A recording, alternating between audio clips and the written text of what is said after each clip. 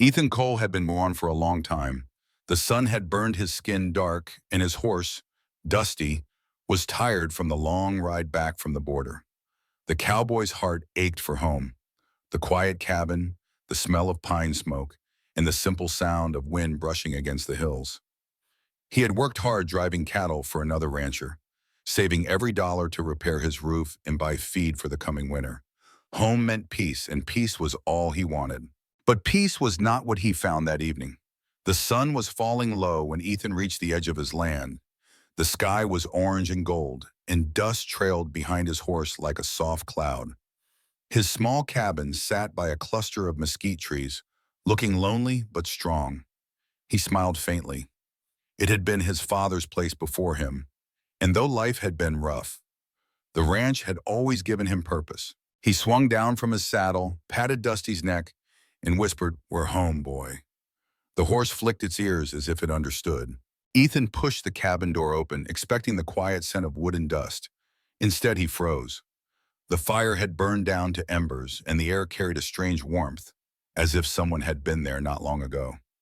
He frowned and reached for the lantern hanging by the wall. When he lifted it, the light fell across the room and his breath caught. Someone was lying in his bed. At first, he thought it was a trick of the light, but as he stepped closer, the shape became clear. A woman, thin and pale beneath his old quilt. Her dark hair spread across his pillow. She wasn't sleeping peacefully. Her breathing was shallow, her face covered with dust and faint scratches. Her bare feet were bandaged with torn cloth, and her dress was ripped at the hem. Ethan felt a rush of confusion. He hadn't seen another soul for miles. Who could she be? His first thought was danger. Maybe she was part of a gang. Maybe she was bait for a trap. He had heard stories of travelers being lured in by wounded strangers. He reached for his old rifle by the door but stopped halfway.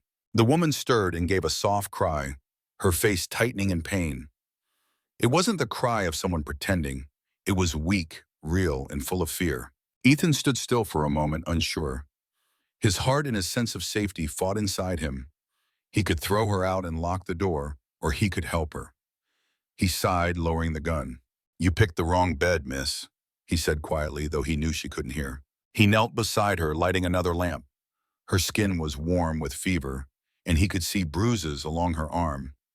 The markings told a story. She had been through something terrible. Ethan fetched a bucket of water and a clean rag, wiping the dirt from her face gently. Her eyelids fluttered open for a brief second, and he saw her eyes, dark, deep, and filled with fear. She whispered something in a language he didn't understand before slipping back into sleep.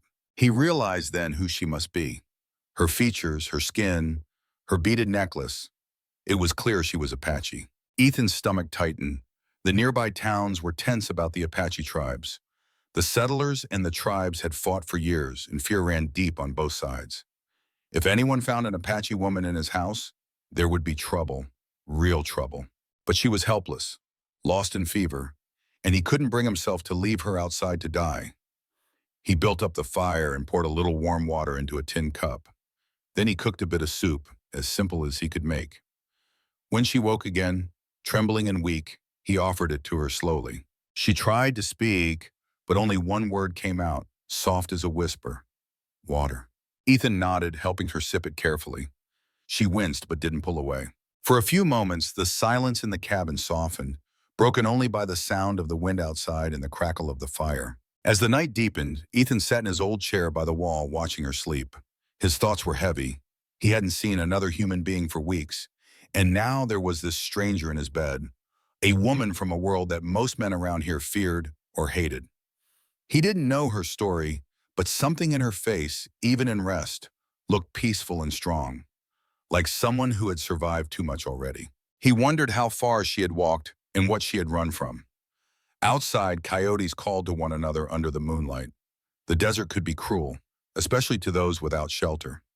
He thought of how cold it must have been the night she found his cabin. She must have been desperate to crawl through that door and collapse there. The image made his chest tighten. Maybe it wasn't fate, he thought. Maybe it was simply one life saving another's by accident. By morning, the storm of questions in his head hadn't cleared. When the first light touched the hills, he woke to find her sitting up weakly, her blanket pulled around her shoulders. She looked at him with weary eyes, unsure whether he was friend or foe. Ethan raised his hand slightly, showing he meant no harm. "You're safe here," he said quietly, though he knew she might not understand the words. She didn't answer, but she didn't move to leave either. She looked around the cabin, the small table, the iron stove, the saddle near the wall, and her eyes softened for a moment. Ethan noticed her trying to stand and he hurried over. She was still too weak, her legs trembling beneath her. He helped her sit again, setting a bowl of broth near her hands. "Eat," he said gently, pointing to the spoon. She hesitated, then obeyed, taking slow bites. The quiet between them was strange, but not cold. Every small motion, her lifting the spoon, his tending to the fire, felt heavy with unspoken trust. When she finished eating, she whispered something again in her language. He caught one word, maybe her name. It sounded like Nia. He repeated it softly. "Naya." She looked up, surprised, then nodded once. A small smile flickered across her face before fading. Ethan sat back down, trying to make sense of it all. He couldn't imagine what had happened to her. Maybe her people had been attacked. Maybe she had run for miles through the wilderness. He didn't want to ask, not yet. He just knew one thing: sending her away now would mean death for her, and that wasn't something he could live with. The fire crackled softly as he looked out through the window. The sun was climbing higher, painting gold across the land. It should have been an ordinary morning, another quiet start to a lonely day. But everything felt different now. There was life in the cabin again, a quiet breath that changed the air itself. Ethan didn't know it then, but the path he'd chosen to show kindness instead of fear would reshape everything that followed. That night, after she had fallen asleep again, he sat on the porch, staring into the wide-open desert. The wind carried the faint smell of rain and dust. He thought about his father's old words: "The land gives you what you give it." Maybe that was true for people too. Maybe helping one soul in need could bring something good back, something you didn't even know you were missing. Ethan took off his hat, ran a hand through his hair, and looked back at the small cabin window glowing faintly in the dark. Inside, the Apache woman slept soundly for the first time in who knows how long. He didn't know her story yet, he didn't know her pain, but deep down he sensed that from this moment on, his life would never be as quiet or as lonely as it had been before. The next morning began with the sound of a horse snorting outside and a soft breeze moving through the open window. Ethan woke up early as he always did, but his mind was not calm. The picture of the woman, Naya, still lying weak in his bed the night before, stayed with him. He had seen hardship before, but there was something in her face that he could not forget. It was not just fear, it was the quiet strength of someone who had fought to stay alive. He stepped outside to check on Dusty and fetch water from the well. The air was cool and the desert stretched far in every direction, endless and still. As he filled the bucket, he looked back toward his cabin. Smoke was rising from the chimney. For a second, he thought his mind was playing tricks, but then he smiled faintly. She must have gotten up and lit the fire.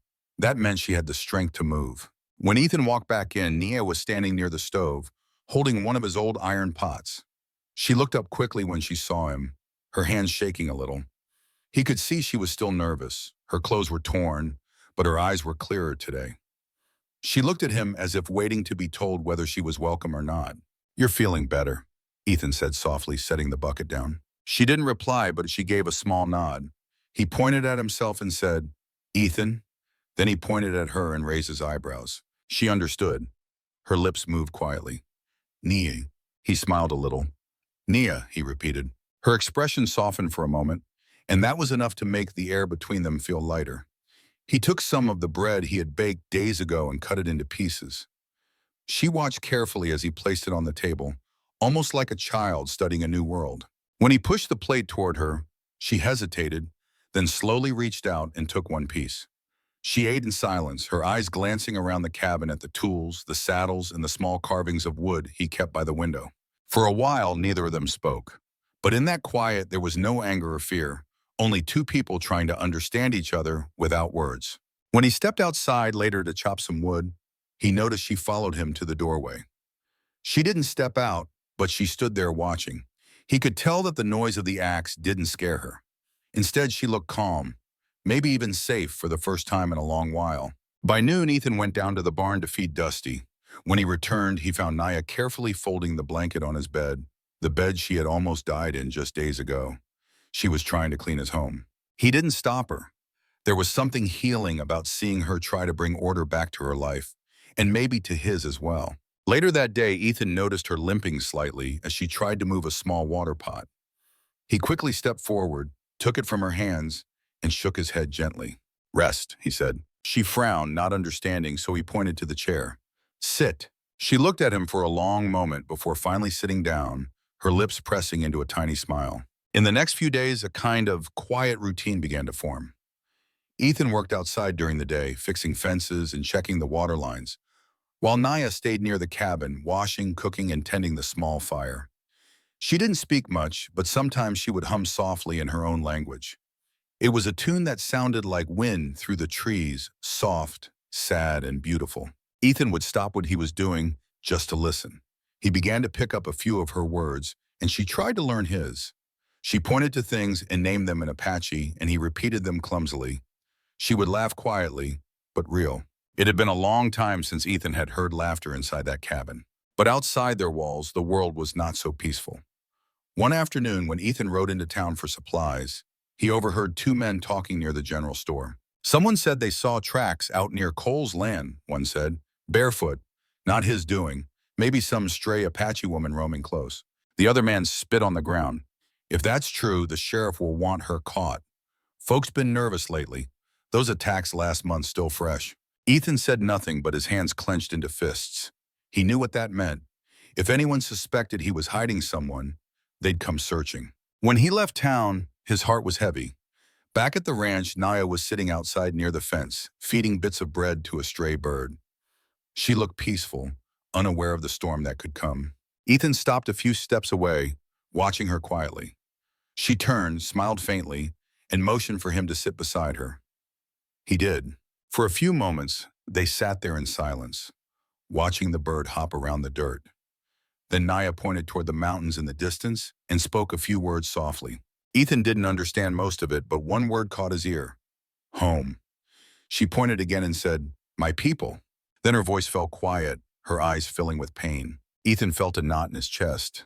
He couldn't imagine losing everyone, being forced to run alone through the desert. He looked at her and said gently, "You can stay here for now, safe." She didn't know the words, but maybe she understood his tone because she nodded once and whispered, "Safe." That night, while she slept, Ethan sat at his small table staring at the fire. He knew what he was risking. If the sheriff or any of the ranchers found out, he could lose everything. But when he thought of turning her out, of sending her back into the wilderness, he couldn't. He had seen too much goodness in her already. The quiet way she helped, the care in her eyes. She wasn't a danger. She was just someone who had lost her place in the world. The next morning, Ethan decided to teach her something simple.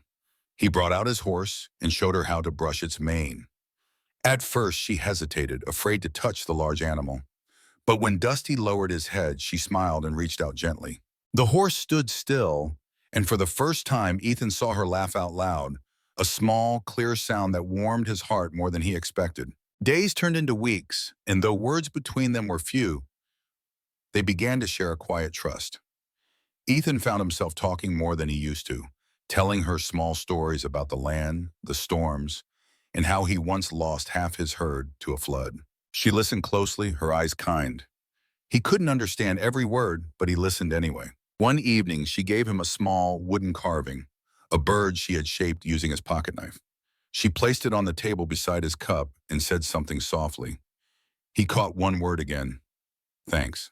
Ethan smiled. He didn't know what to say, so he just nodded. But peace never lasts long on the edge of the desert. One day, while Ethan was checking the fences, he saw dust rising in the distance. Riders coming from the south. His heart sank. He knew that dust cloud. It was the sheriff and two other men. They were heading straight toward his ranch. Ethan hurried back to the cabin. "Naya," he said quickly, motioning for her to stay inside. She could read the worry on his face and obeyed without question. He pulled an old tarp over the window and stepped outside just as the riders came near. The sheriff raised a hand in greeting. "Morning, Cole," he said. "Heard you've been keeping to yourself. You seen anything strange? Any folks wandering by your place?" Ethan shook his head slowly. "Nothing but jackrabbits and wind, Sheriff." The lawman studied him for a long moment, then nodded. "If you do see anything, anyone who doesn't belong, You come tell us. Can't be too careful these days. I will, Ethan said simply. When they finally rode off, he waited until the dust settled before going back inside. Naya was sitting by the window, eyes wide. She must have heard every word. He gave her a small nod to show it was all right. She lowered her head, whispering something he couldn't understand, but her eyes shone with both fear and gratitude. That night, Ethan sat near the fire again, his heart heavy but certain. He didn't know what the days ahead would bring. But one thing was clear, he couldn't let anyone take her away. She had come into his life by accident, but it no longer felt like chance. It felt like fate had crossed two lost souls in the same small cabin in the middle of the desert. He looked over at Nia, who had fallen asleep beside the warm fire, and quietly said to himself, "You're safe here, no matter what." And though the desert outside lay wide and wild, for the first time in years, Ethan's heart felt full and alive again. Days passed quietly after the sheriff's visit, but Ethan could not rest easy. Every time he rode out to the pastures, he caught himself looking back toward the cabin, half expecting to see a dust cloud rising again or riders coming from the road. The desert air felt heavier than usual, as if it carried whispers of trouble. Still, life on the ranch went on, and Naya did her best to help in small, careful ways. She mended clothes with needle and thread, cleaned tools, and kept the fire burning. She had grown stronger since the day he found her. The bruises had faded and color had returned to her face. Sometimes Ethan caught her humming softly while she worked, a tune that reminded him of the sound of rain, gentle and full of life. She rarely smiled fully, but when she did, it was enough to chase the loneliness out of the cabin. One morning, Ethan saddled Dusty to ride into town for supplies. Nia handed him a small piece of leather she had been carving. It was shaped like a leaf with a small bird resting on it. She placed it in his hand and said a word he didn't understand but felt meant luck. He smiled and nodded, slipping it into his pocket. "I'll be back before dark," he promised. The ride to town was long and dusty. When he reached the general store, a few men stood outside talking. They went quiet when Ethan dismounted. One of them, a ranch hand named Porter, spoke up. "Heard strange things out your way, Cole. Tracks by the creek, barefoot ones." Ethan kept his voice steady. "Probably wild dogs," he said. Porter laughed. "Wild dogs don't wear beads." The sheriff stepped out of the store just then, tipping his hat. "Morning, Cole. You keeping an eye out like I asked?" Ethan nodded. "Ain't seen a thing, Sheriff." The man studied him for a long moment before shrugging. "All right. Folks are jumpy lately. Just do your part." Ethan paid for his supplies and left quickly. He didn't like the way they were talking. He could feel suspicion crawling closer. By the time he rode home, the sun was dipping low and the air was cool. When he reached the cabin, he saw Naya outside gathering dry branches. Her long hair blew in the wind, and the last light of day touched her face. She looked up when she heard the horse and smiled faintly. Ethan's chest eased a little. He dismounted, tied Dusty to the fence, and walked toward her. "Town's getting curious," he said softly, setting down the supplies. "You'll need to stay inside for a while. No fire after sundown, just till things calm." She didn't understand that every word, but she could read his tone. Her smile faded and she nodded. "Safe," she said quietly. That night, the cabin felt smaller. Ethan sat by the unlit stove, listening to the sound of the wind. Nia sat near the window, sewing quietly. The flicker of a single lamp cast long shadows across the room. Every creak of the wood made Ethan tense. He wasn't afraid for himself. He was afraid for her. Over the next few days, he began to notice strangers riding near his land more often. Once, when he was out by the creek, he saw hoof prints that weren't his. Another time, he found a bit of tobacco near the barn, still fresh. Someone had been there. One afternoon, while he was working on the fence, Nia came running from the cabin, her face pale. She pointed toward the hill. Ethan turned and saw two riders in the distance, heading their way. His heart jumped. "Inside," he whispered quickly. She ran back into the cabin and shut the door. The riders stopped at the edge of his land. One was Porter. The other was a man Ethan didn't know. They waved casually, pretending to be friendly. Ethan leaned against the fence post, acting calm. "Afternoon, Cole," Porter called out. "Heard you've been keeping busy. We were just checking if you've seen anyone strange around here." Ethan shook his head. "Only the usual coyotes." Porter's eyes narrowed. "Funny, my boy said he saw smoke from your place late at night. Said he saw a shadow moving inside." Ethan gave a small shrug. "Maybe he saw mine." The men didn't look convinced. They lingered for a while before finally turning their horses and riding off. Ethan waited until they had disappeared before he let out a breath he didn't know he was holding. He hurried back to the cabin. Nia was standing near the window, clutching the curtain. "Men?" she asked softly. "Gone now," Ethan said, "but they'll be back." That night, neither of them slept well. Ethan kept his rifle near the door, though he prayed he wouldn't need it.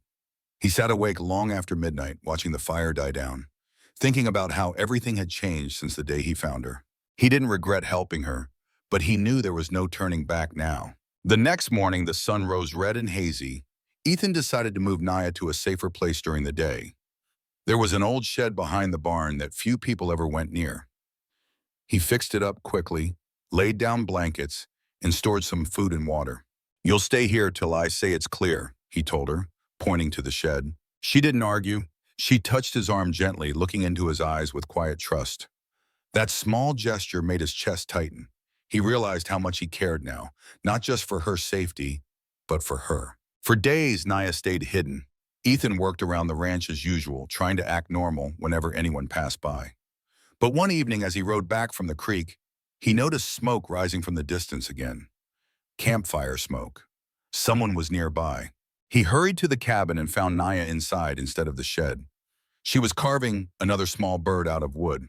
"You shouldn't be here," he said quietly. "It's not safe." She looked at him with calm eyes and said softly, "Home." The word hit him deep. She wasn't talking about the cabin. She was saying that this place, his land, his care, felt like home now. He couldn't argue with that. A few nights later, as rain clouds gathered over the desert, the sound of horses woke Ethan from sleep. He rose quickly, heart pounding, and looked through the window. Torches, 3 men riding toward the ranch. He turned to Naya. "Hide," he whispered. She grabbed her small pouch and ran to the back room. Ethan stepped outside before the men could reach the door. The sheriff was among them this time. "Evening, Cole," he said, his voice firm but not cruel. "Sorry to trouble you again. We got word someone's been seen near your property." "You sure you're alone out here?" Ethan met his eyes. "Just me and my horse." The sheriff studied him for a long moment, then looked around. "Mind if we take a quick look?" Ethan hesitated. His jaw tightened, but he forced a small smile. "Ain't much to see." They stepped inside. Ethan's heart hammered as the men looked around. Naya hid behind the old dresser, silent as the wind. One of the men brushed past so close he could have reached out and touched her. Ethan stood still, his palms sweaty. Finally, the sheriff turned back. "All right, Cole, seems you're clean. Keep an eye out." They left soon after, their horses fading into the dark. Ethan shut the door, leaning against it with a deep breath of relief. When Naya stepped out, her eyes were wide with fear. Ethan walked to her and placed a hand on her shoulder gently. "It's over," he said softly. "For now." She looked up at him, her voice trembling. "Danger," she said. He nodded. "I know." Outside, thunder rolled across the sky. Rain began to fall, soft at first, then heavy. Nia went to the door and watched the water pour down. "Sky cry," she whispered, smiling faintly. Ethan watched her face in the lamplight, and for the first time he realized how much she had changed his world. The silence that once filled his cabin now carried warmth, and the loneliness that had lived in his heart had quietly faded away. That night, when the storm raged and the world outside turned dark and wild, Ethan sat beside the fire with Naya asleep nearby. The wind howled, but inside it was calm. He knew the trouble wasn't over. The town's suspicion would only grow. But deep inside, he also knew he wouldn't let fear take her away. He had built this cabin to stand strong against the desert wind. Now he would stand just as strong for her. And though neither of them spoke of it, both knew their lives were tied together now, by a chance meeting, a single act of kindness, and the storm that had brought them under one roof. The morning after the sheriff's visit was calm. The rain had washed the desert clean, and the air smelled fresh. The clouds drifted away, leaving the sky white and bright. Ethan stood on the porch sipping his coffee, watching the horizon glow gold. Everything looked peaceful, but his heart was not. The danger hadn't passed. He could still feel it hanging in the air, quiet, but close. Nia was inside, drying herbs near the fire. Her hair caught the sunlight coming through the window, and for a brief moment, the cabin looked alive again, warm and safe. She hummed softly, her tune blending with the wind. Ethan listened, smiling faintly. He wished things could stay like this, quiet, simple, untroubled. but deep down he knew peace in the desert never lasted long. Later that day, he rode out to check the far fences. The wind was stronger than usual, carrying a strange dry scent. The sky looked off too, hazy and pale. He glanced up, squinting. The air shimmered like heat waves, even though it wasn't that hot. He had seen this before. A sandstorm was coming. He turned Dusty around and rode hard for home. The wind picked up fast, stinging his face with dust. By the time he reached the cabin, the sky was already darkening to a sickly yellow. Nia stepped outside when she heard the horse. Her hair whipped in the wind. "Inside," Ethan shouted. She could see the worry on his face and ran back in. He tied the horse and slammed the door shut behind him. The wind howled like a living thing, shaking the walls. He pushed the shutters closed and checked the roof beams. "It's going to be bad," he muttered. Nia looked frightened. She pointed toward the window, asking with her eyes what was happening. Ethan made a sweeping motion with his hand, mimicking the storm. "Sand," he said. "Big storm. Stay close." She nodded and moved near the fire. The sound outside grew louder. Dust scraping wood, wind screaming through the cracks. The whole world turned brown. The light dimmed until it felt like night. Ethan could barely see a foot out the window. Hours passed and the storm showed no sign of stopping. Dust slipped through the gaps covering the floor.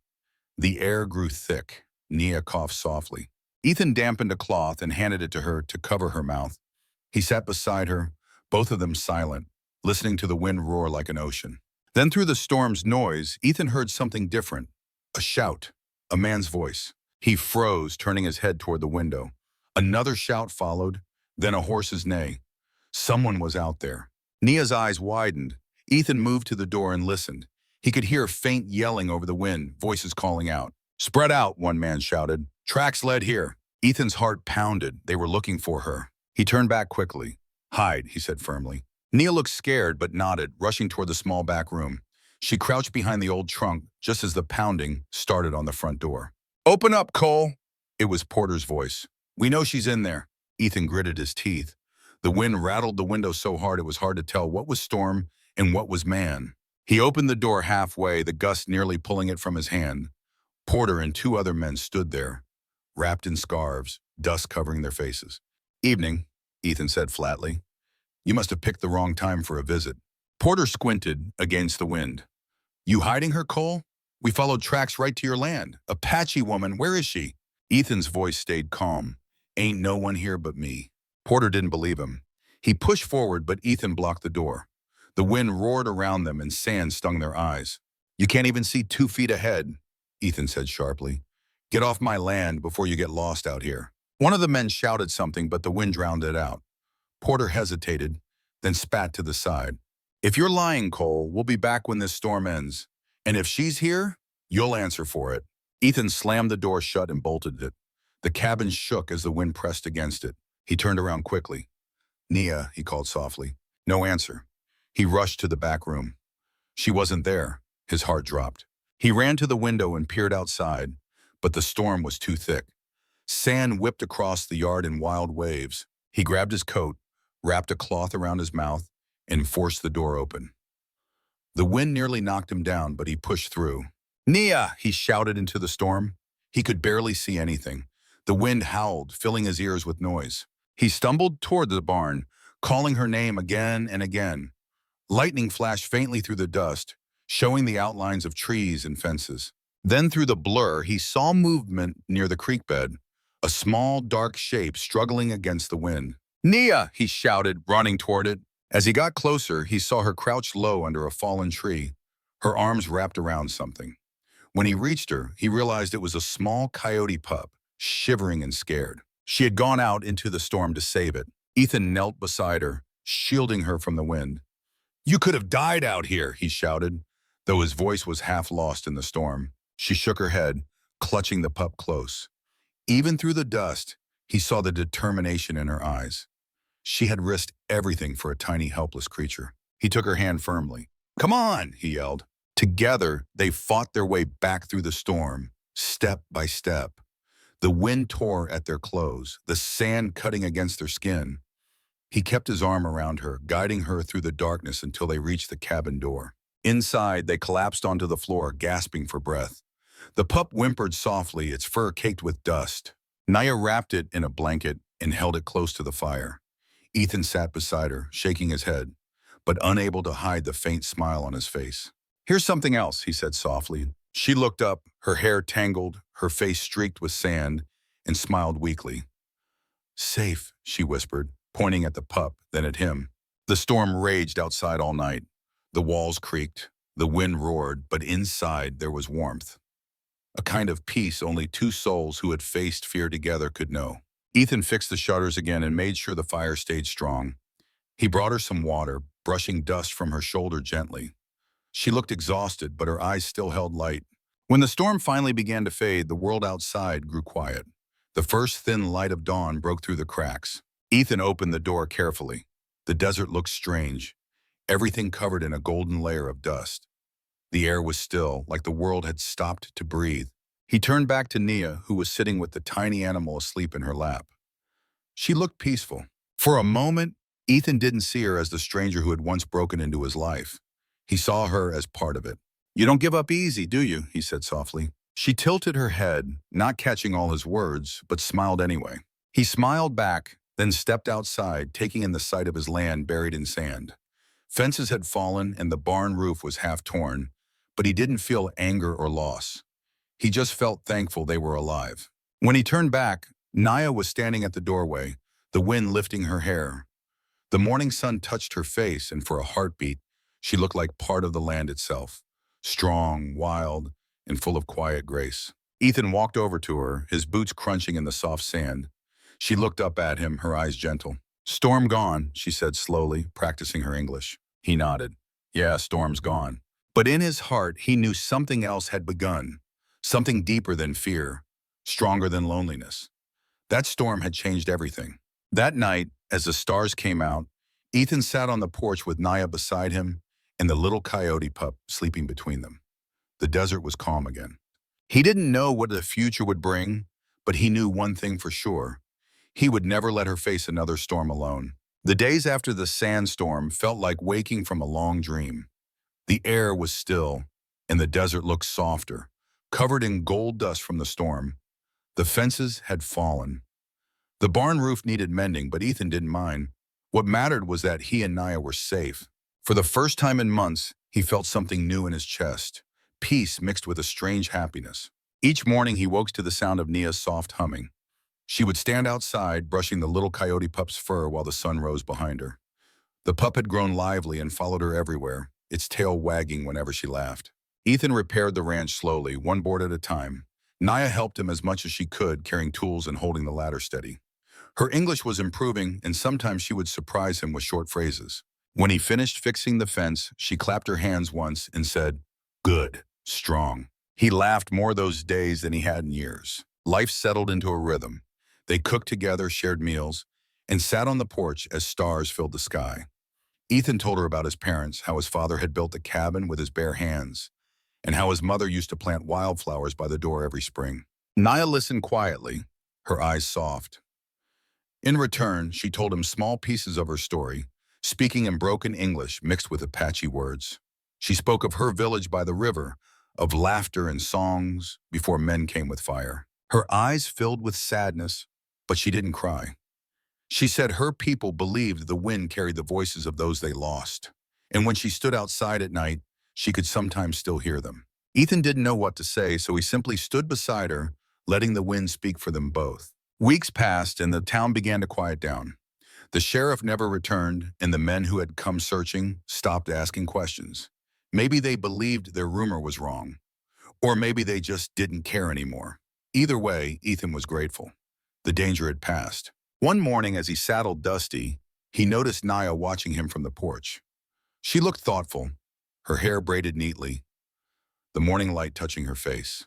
"You go town?" she asked. He nodded. "Just for supplies. I'll be back before sundown." She nodded but didn't smile. He could tell something was on her mind. When he returned later that day, the air felt heavy. The sky had turned pink and the desert glowed softly. As he reached the cabin, he saw her waiting by the fence, holding a bundle wrapped in cloth. His heart sank. He knew that look. "You're leaving," he said quietly. Nia looked down, her hands tightening around the bundle. My people, she said softly. They wait. I find them. Ethan nodded slowly. He had known this day would come. She didn't belong to this place the way he did. She had her own people, her own world to return to. Still, the thought of the cabin without her felt empty. He helped her pack a few things, dried food, a water pouch, and a small blanket. She placed the wooden bird he had kept on the table back into his hands. You keep, she said. Remember? Ethan smiled faintly, turning the carving over in his fingers. I won't forget. Before she left, she walked to the little coyote pup and knelt beside it. The animal whined softly as if it knew she was leaving too. She stroked its head gently and whispered something in her language. Then she turned to Ethan. You good man, she said simply. Heart kind. He swallowed hard, trying to keep his voice steady. Take care of yourself, Nia. She nodded once, then started walking toward the open land, her figure growing smaller with each step. The sun set behind her, turning the desert red and gold. Ethan stood there long after she disappeared, holding the wooden bird tightly in his hand. Days turned into weeks again. The cabin felt quieter than ever. The pup still followed, verged him around, but the laughter, the soft humming, the warmth, they were gone. Ethan threw himself into work, but even the sound of hammering felt lonely. Then, one cool morning near the end of spring, as he was fixing a water line near the well, he heard hooves in the distance. He looked up, shading his eyes. A rider was approaching slowly. For a moment, he thought it was another rancher, but then he saw the braid, the beads shining in the sunlight. His heart skipped. Naya. She stopped a few feet away, smiling shyly. Her clothes were clean, her eyes brighter than before. Behind her, two young Apache men waited with calm faces. My people safe, she said softly. We live by the river again. Ethan didn't know what to say. He could only nod, trying to believe she was really there. She handed him a small bundle.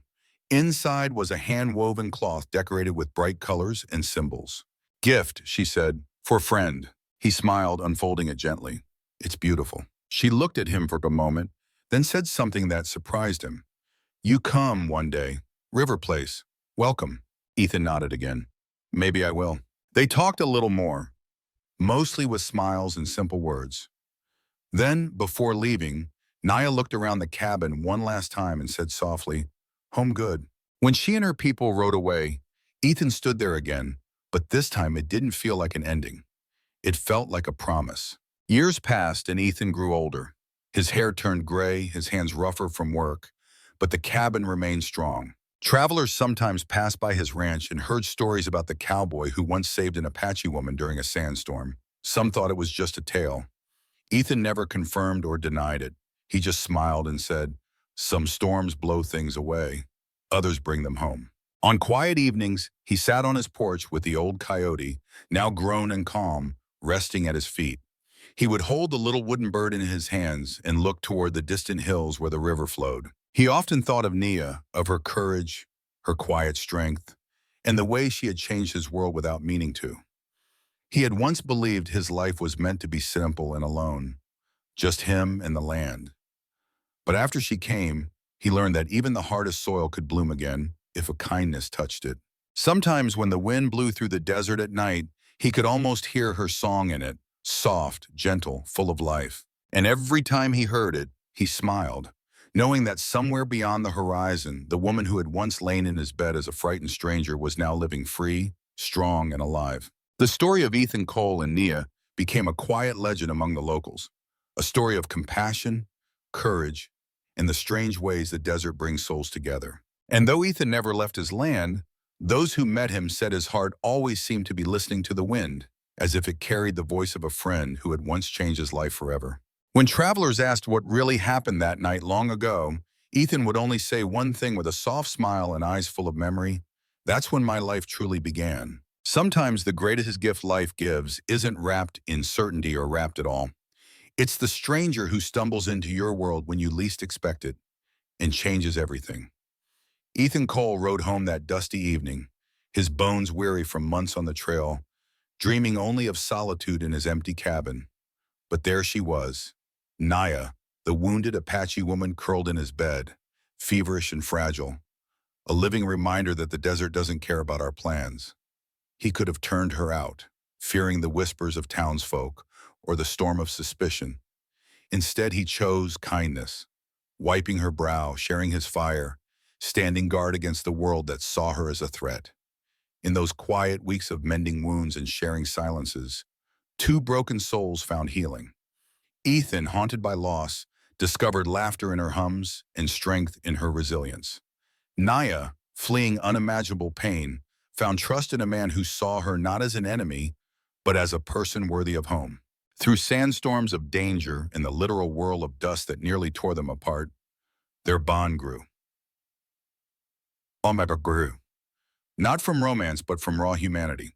It reminds us one act of compassion can rewrite loneliness into belonging, fear into fierce protection. This story tugs at the heart because it echoes our own hidden storms. The moments when unexpected grace saved us, or when we chose to save another. It leaves you aching, grateful, alive. So tell me in the comments, when has a stranger's kindness, or yours, turned a dark moment into something beautiful? Share your story. I read every one. If this moved you, hit subscribe and the bell. Every week we share real cowboy tales that prove the heart's wildest ride is always worth it. See you in the next one, partner.